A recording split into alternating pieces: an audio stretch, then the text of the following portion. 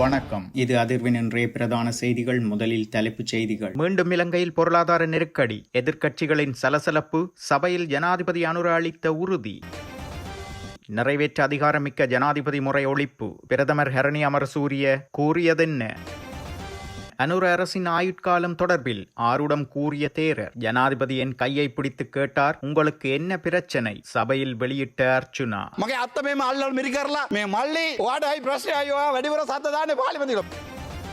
போகச் சொன்னால் போய்த்தான் ஆக வேண்டும். பிச்சை எடுத்தேனும் பிழைத்துக் கொள்வேன். பதவி நீக்கப்பட்ட வைத்தியர் ருக்ஷன் பெல்லன. உயிர் அச்சுறுத்தலுக்குள்ளாகிய 22 எம்பிக்கள், பீதியை கிளப்பும் அரசியல்வாதி, வெளியாகிய அதிர்ச்சி தகவல்.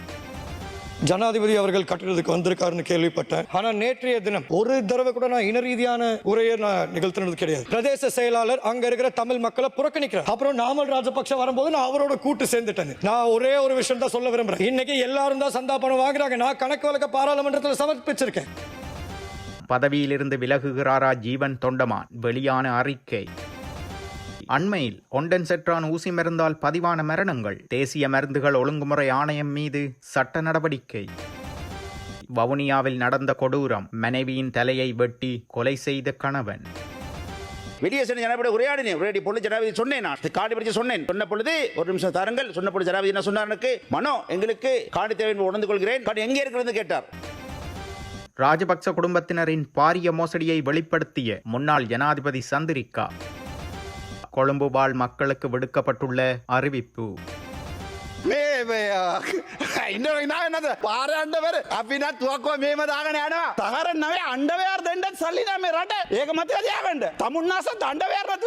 மக்களுக்கு எதிராக வழக்கு போட்டு 4 பேரை அரெஸ்ட் பண்ணி 3 பேரை சிறைக்குள்ள போட்டுக்கிறீங்க. அந்த நன்கொட தாங்கடான்னு கேட்டதுக்கு.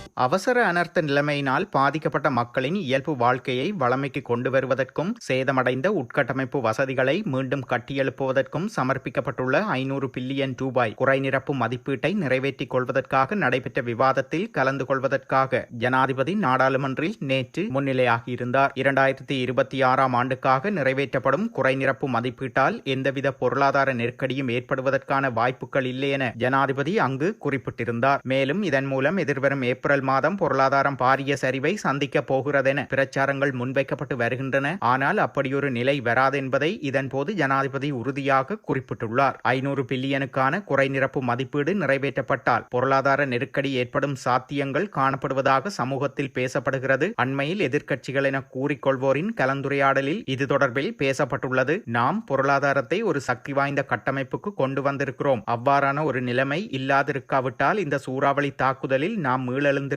முடியாமல் போயிருக்கும். அவ்வாறான ஒரு கட்டமைப்பினாலேயே நாம் இவ்வளவு நிவாரணங்களை கொடுக்க கூடியதாக உள்ளதெனவும் ஜனாதிபதி குறிப்பிட்டிருந்தார். இவ்வாறு இருக்க தேசிய மக்கள் சக்தியின் தேர்தல் கொள்கை பிரகடனத்தில் உறுதியளித்தபடி நிறைவேற்ற அதிகாரமிக்க ஜனாதிபதி முறை நிச்சயமாக ஒழிக்கப்படும் என பிரதமர் ஹரணி அமரசூரிய உறுதியளித்துள்ளார். நேற்றைய தினம் நாடாளுமன்றில் உரையாற்றும் போது எதிர்க்கட்சி தலைவர் சஜித் பிரேமதாச எழுப்பிய கேள்விக்கு பதிலளிக்கும் போதே அவர் இதனை தெரிவித்துள்ளார். தொடர்ந்தும் குறிப்பிட்ட அவர், நிறைவேற்ற அதிகாரமிக்க ஜனாதிபதி முறையானது முன்மொழியப்பட்டுள்ள புதிய அரசியலமைப்பின் ஊடாகவே ஒழிக்கப்படும். புதிய அரசியலமைப்பின்றி இதனை செய்ய முடியாது என்பதால் அதற்கான ஆய்வுப் பணிகள் தற்போது ஆரம்பிக்கப்பட்டுள்ளன. புதிய அரசியலமைப்பை வரைவதற்கான ஆரம்பகட்ட வேலைகள் ஏற்கனவே தொடங்கப்பட்டுள்ளது. இதற்கு முன்னர் சமர்ப்பிக்கப்பட்ட குழு அறிக்கைகள் மற்றும் ஏனைய முன்மொழிவுகள் தற்போது விரிவாக ஆராயப்பட்டு வருகிறது. இது தொடர்பான வரைவு பற்றிய கருத்துரு ஆவணம் விரைவில் அமைச்சரவையில் சமர்ப்பிக்கப்படும். தேர்தல் காலத்தில் வழங்கிய வாக்குறுதியை நிறைவேற்றுவதில் அரசாங்கம் உறுதியாக இருப்பதாகவும் முறையான அரசியலமைப்பு மாற்றத்தின் ஊடாகவே இது சாத்தியமாகும் எனவும் பிரதமர் தெரிவித்துள்ளார். சமகால அனுர அரசாங்கம் இன்னும் சிறிது காலம்தான் ஆட்சியில் இருக்கும் என தலதா மாளிகையின் மகாநாயக்க தேரர்கள் தன்னிடம் தெரிவித்ததாக நாடாளுமன்ற உறுப்பினர் அர்ச்சுனா ராமநாதன் தெரிவித்துள்ளார். 2026ஆம் ஆண்டுக்கான குறைநிரப்பு பிரேரணை மீதான விவாதத்தில் நேற்றைய தினம் கலந்து கொண்டு உரையாற்றும் போதே இதனை குறிப்பிட்டுள்ளார். தொடர்ந்தும் பேசிய அவர், தமிழ் மக்களின் பிரச்சினைகள் தொடர்பில் மகாநாயக்க தேரர்களிடம் கலந்துரையாடிய சந்தர்ப்பத்திலேயே இதனை தெரிவித்ததாக அர்ச்சுனா குறிப்பிட்டுள்ளார். இந்த நாட்டில் வாழும் சிங்கள, தமிழ், முஸ்லிம் மக்களுக்கு இந்த அரசாங்கம் மீது வெறுப்பு ஏற்பட்டுள்ளது. அண்மையில் ஜனாதிபதி அனுரகுமார திசாநாயக்கவை சந்தித்தேன். அப்போது அவர் என் கையை பிடித்து, தம்பி, உங்களுக்கு என்ன பிரச்சனை, ஏன் நாடாளுமன்றத்தில் உரக்க பேசுகிறீர்கள் என்று கேட்டார். அதற்கு நான், எந்த பிரச்சனைகளும் இல்லை, நாட்டில் உள்ள ஏழை மக்களுக்காகவே பேசுகிறேன், கிராமங்களில் மக்கள் எவ்வளவு கஷ்டப்படுகிறார்கள் என்று சென்று பாருங்கள் என குறிப்பிட்டேன் என அவர் கூறியிருந்தார்.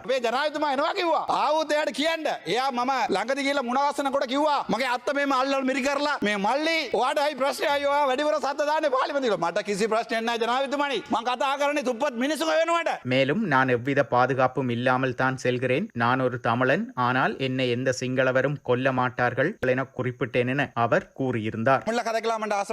திருகோணமலையில எங்கட பாதுகாப்பு அமைச்சரும் இருக்கிறார். அவர் வளமையா ஹெட்செட் போடுறதுல ஹெல்மெட் தான் போட்டு கொண்டிருக்கவர். ஆவே அவருக்கு அது விளங்காத பாவம் இங்கே பார்த்து கொண்டிருக்கார் என்றால், திருகோணமலை வெறிகள் பிரதேசத்துல அந்த மக்களுக்கு வந்து நன்கொடை கொடுக்கிறேன் போயிருக்கிறீர்கள். கொஞ்சம் போய் அந்த மக்களை வந்து கடைசியா நன்கொடை கொடுக்கிற டிஎஸ் வந்து அனஸ் என்று சொல்லப்படுகின்ற முஸ்லீம் ஒரு டிஎஸ் ஒரு டிவிஷனல் செக்ரட்டரி ஒரு ஆள் அந்த மக்களுக்கு எதிராக வழக்கு போட்டு 4 பேர் அரெஸ்ட் பண்ணி 3 பேரை சிறைக்குள்ள போட்டுக்கிறீங்க. அந்த நன்கொடை தாங்கடான்னு கேட்டதுக்கு எவ்வளவு வெக்கமென்று ஜோதிச்சு பாருங்க. சபாநாயகர் அவர்களே, அரசாங்கம் கொடுக்கிற நன்கொடை ஏன் எங்களுக்கு இல்லை என்று கேட்டதற்காக 3 பேர் சிறைக்குள்ள, இன்னும் 17 பேரை போலீசார் தேடி கொண்டிருக்கிறார்கள். ராஜகாரிய பாதாகிரிமெண்ட் வெக்கம்.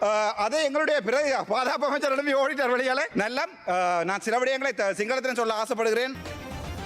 ராஜபக்ச குடும்பத்தினர் இந்த நாட்டில் 9 வருடங்களில் 15 பில்லியன் அமெரிக்க டாலரை களவாடியுள்ளதாக முன்னாள் ஜனாதிபதி சந்திரிகா குமாரதுங்க தெரிவித்துள்ளார். இணைய ஊடகம் ஒன்றிற்கு வழங்கிய நேர்காணலில் அவர் மேற்கண்டவாறு குறிப்பிட்டுள்ளார். தொடர்ந்தும் அவர் தெரிவிக்கையில், நாங்கள் எடுத்த கணக்கெடுப்பில் ஒரு குடும்பத்தில் உள்ள 4 சகோதரர்கள் மற்றும் 4 மகன்மார்கள், ஒரு மச்சான் இந்த நாட்டில் 2006ஆம் ஆண்டு ஆரம்பம் முதல் 2014ஆம் ஆண்டு கடைசி வரை பாரிய திட்டங்களில் மட்டும் பல கோடி ரூபாயை கையூட்டாக பெற்றுள்ளனர். இதனாலேயே நாடு வங்குரோத்தானது.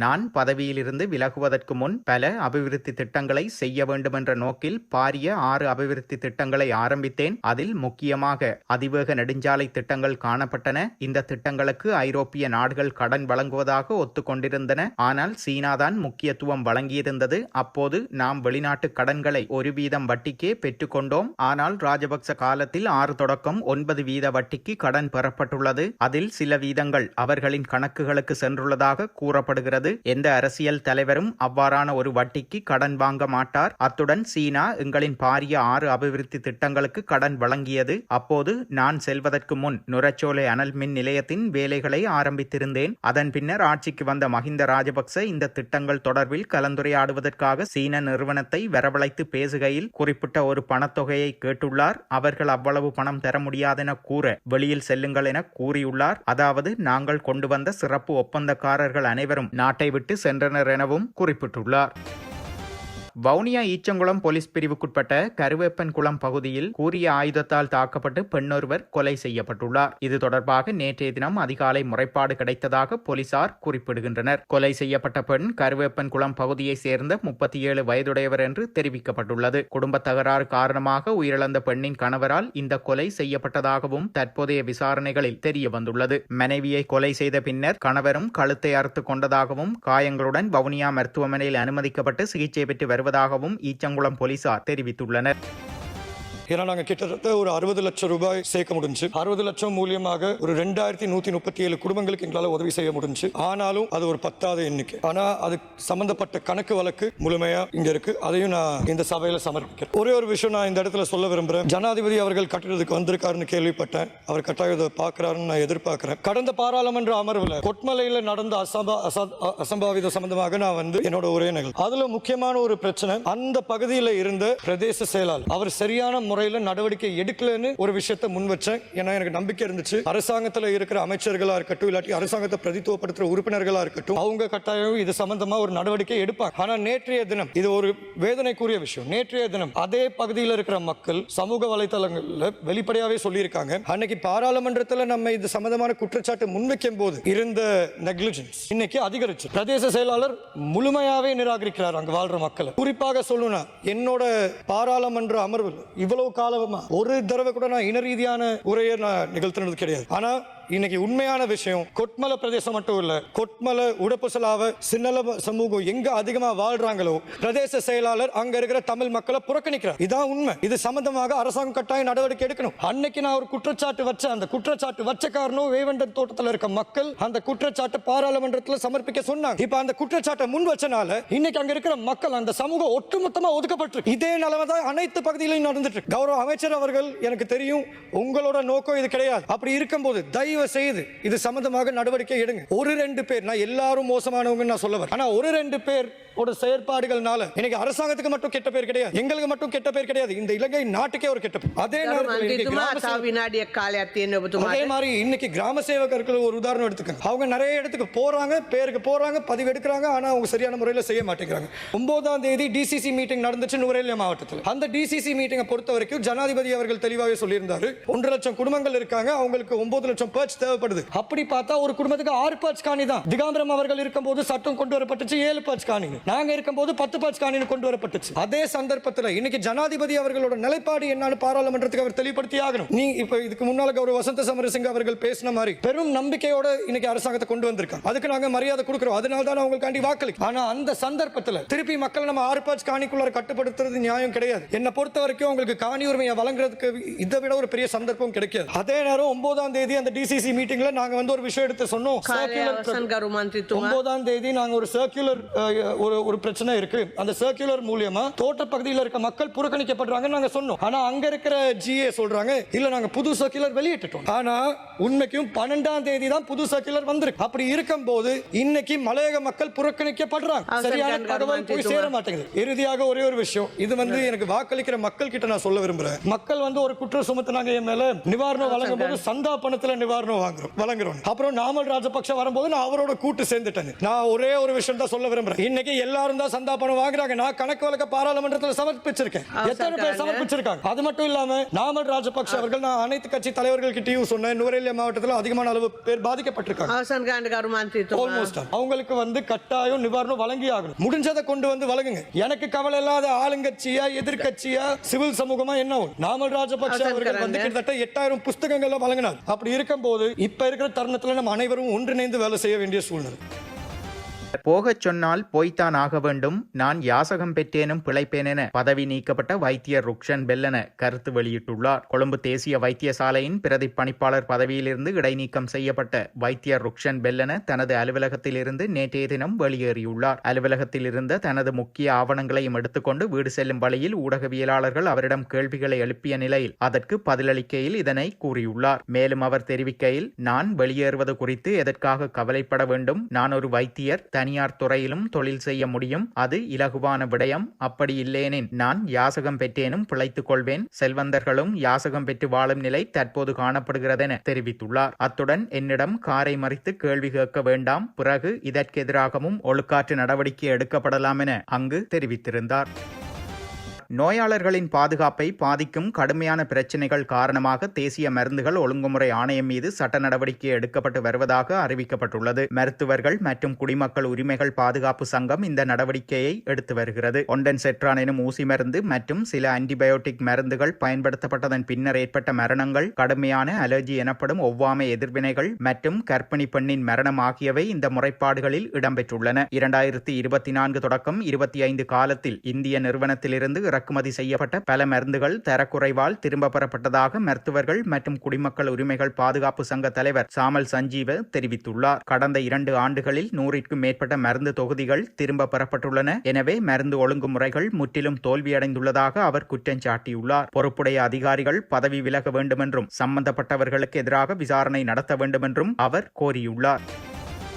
நாடாளுமன்ற உறுப்பினர்கள் 22 பேருக்கு உயிர் அச்சுறுத்தல் காணப்படுவதாக ஐக்கிய மக்கள் சக்தியின் கொழும்பு மாவட்ட நாடாளுமன்ற உறுப்பினர் முஜிபுர் ரஹ்மான் தெரிவித்துள்ளார். அது தொடர்பில் வெளியான தகவலை அடுத்து குறிப்பிட்ட எம்பிக்களின் பெயர்களை உடனடியாக நாட்டிற்கு தெரியப்படுத்துமாறு சபாநாயகர் ஜகத் விக்ரமரத்னவிடம் கோரிக்கை விடுத்துள்ளோம் எனவும் அவர் குறிப்பிட்டுள்ளார். எதிர்க்கட்சி எம்பிக்கள் குழு கடந்த 18/12/2025 அன்று சபாநாயகரை சந்தித்து இந்த விவகாரம் குறித்து உத்தியோகபூர்வமாக அவருக்கு தெரிவித்துள்ளோம் எனவும் அவர் கூறியுள்ளார். அவர்களின் பாதுகாப்பு குறித்து விசேட கவனம் செலுத்த வேண்டிய தருணம் இது என்றும் இது தொடர்பாக சபாநாயகரின் பொறுப்பு மிகவும் முக்கியமானதாகும். எனக்கு வந்த அச்சுறுத்தல்கள் குறித்து போலீசாரிடம் முறைப்பாடு செய்திருந்தாலும் இதுவரை பாதுகாப்பு வழங்கப்படவில்லை. இதற்கு முன்னர் போலீஸ் மா அதிபர் கட்சித் தலைவர்களை சந்தித்த போது எம்பிக்களின் பாதுகாப்பு குறித்து பேச்சுவார்த்தை நடத்திய சந்தர்ப்பத்திலும் குறித்த 22 எம்பிக்கள் தொடர்பிலும் தெரிவிக்கப்பட்டதாக முஜிபுர் ரஹ்மான் மேலும் கூறியுள்ளார். இத்தகைய அச்சுறுத்தல்கள் நாட்டின் ஜனநாயகத்திற்கும் சட்டத்தின் ஆட்சிக்கும் கடுமையான சவாலாகி உள்ளதாகவும் அவர் கூறியுள்ளார்.